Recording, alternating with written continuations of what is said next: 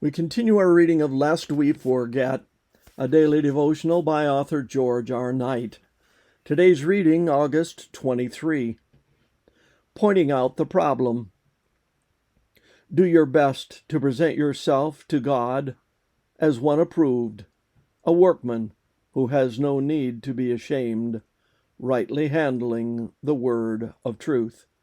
2 Timothy 2:15.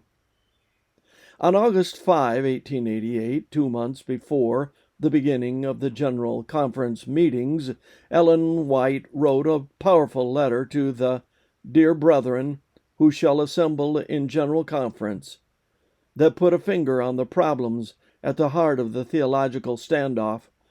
Listen carefully to her burdens and her themes.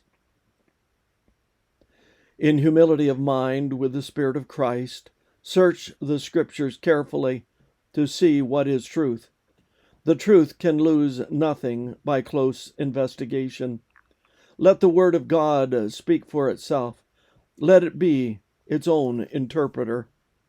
There is a most wonderful, that is amazing, laziness that is indulged in by a large class of our ministers who are willing others, that is Smith and Butler, should search the Scriptures for themselves.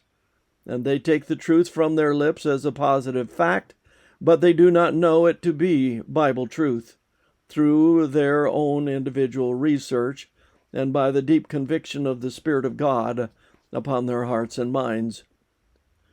Our people individually must understand Bible truth more thoroughly, for they certainly will be called before councils. They will be criticized by keen and critical minds.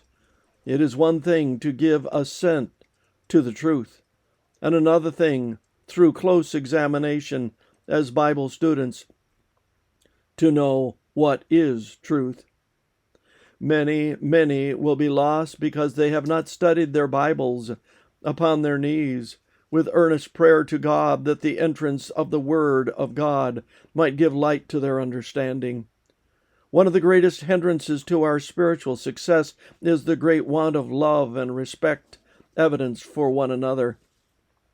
It is the work of the enemy to create a party spirit and to have party feelings, and some feel that they are doing the work of God in strengthening prejudice and jealousies among brethren.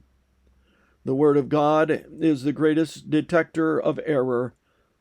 To it, we believe, everything must be brought. The Bible must be our standard for every doctrine and practice. We must study it reverentially. We are to receive no one's opinion without comparing it with the Scriptures. Here is divine authority, which is supreme in matters of faith. Letter 20, page 1888. In such thoughts, we find our marching orders for today. This concludes our reading today of Lest We Forget.